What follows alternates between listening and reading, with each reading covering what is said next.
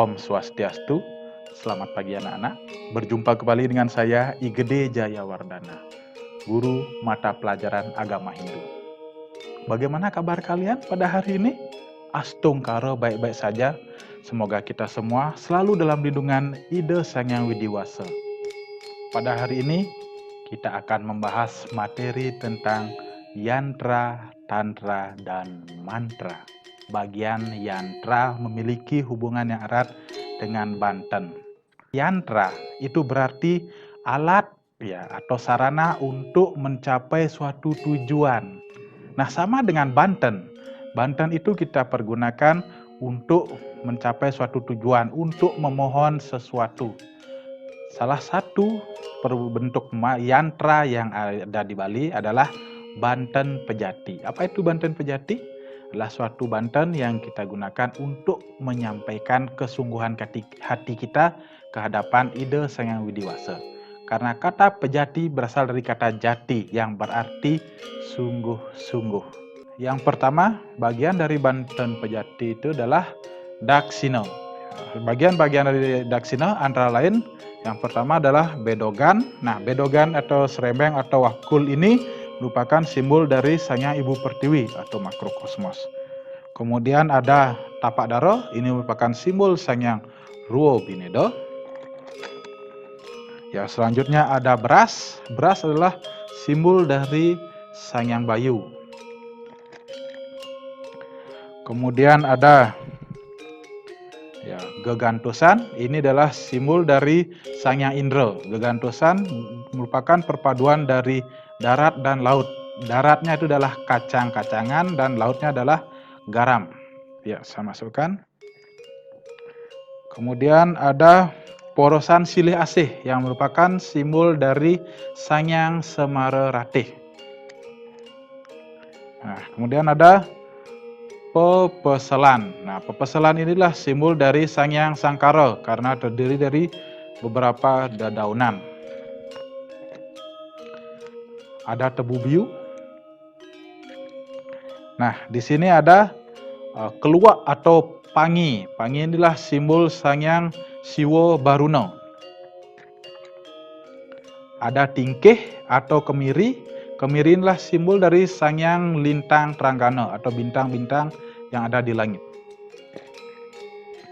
Nah, yang selanjutnya di sini ada nyuh atau kelapa yang sudah diparut dalam bentuk seperti ini. Nyuh ini merupakan simbol dari Sang Hyang Surya atau Dewa Matahari. Ya, kemudian ada telur bebek atau telur itik, ini adalah simbol dari Sang Hyang Chandra. Ada benang tukalan, nah ini merupakan simbol dari Sang Hyang Adi Akasa. Dan ada sesari. Kemudian ada canang dan ada uang kepeng. Canang merupakan simbol dari Sang Hyang Panca Dewata dan sedangkan uang kepeng adalah simbol dari Windu. Ya, saya taruh. Selanjutnya saya akan membahas tentang pras penyenang. Baiklah, bisa dilihat. Ya.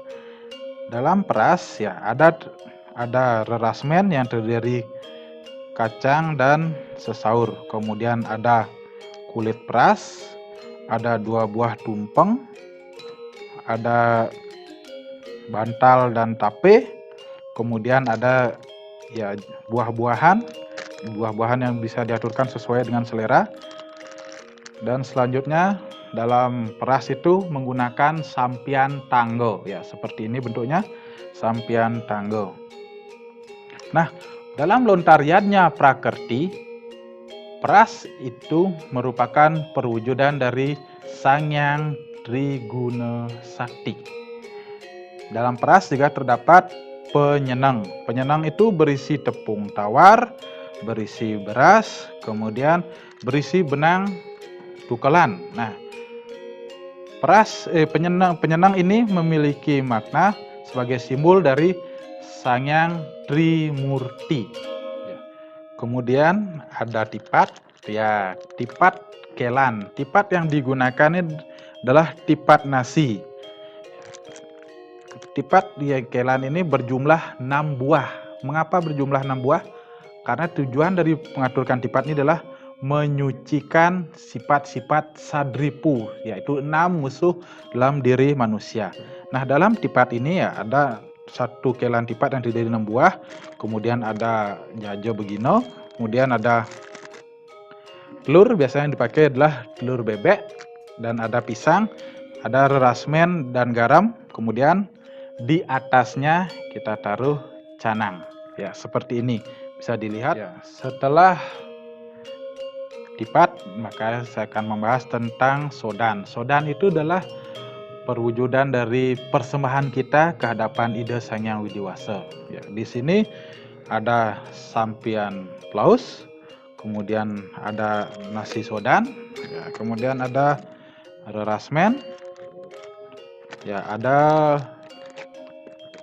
ya bantal tape dan beserta buah-buahan yang akan kita haturkan ke hadapan Ida Sang Hyang Widiwasa. Kemudian di atasnya ada canang dan pesucian. Inilah canang dan inilah pesuciannya. Saya taruh di atasnya dulu. Ya. Bagian yang terakhir dalam Banten Pejati adalah segehan. Segehan itu tidak diaturkan ke hadapan Ida Sang Hyang Widiwasa, tapi segehan itu diaturkan kepada para buta kala. Nah, segehan yang digunakan dalam Banten Pejati itu biasanya adalah segehan brumbun. Ya, warnanya ada putih, merah, kuning, hitam, dan manca-warna di dalamnya. Nah, ulam dari segehan itu terdiri dari garam, kemudian dari jahe dan bawang.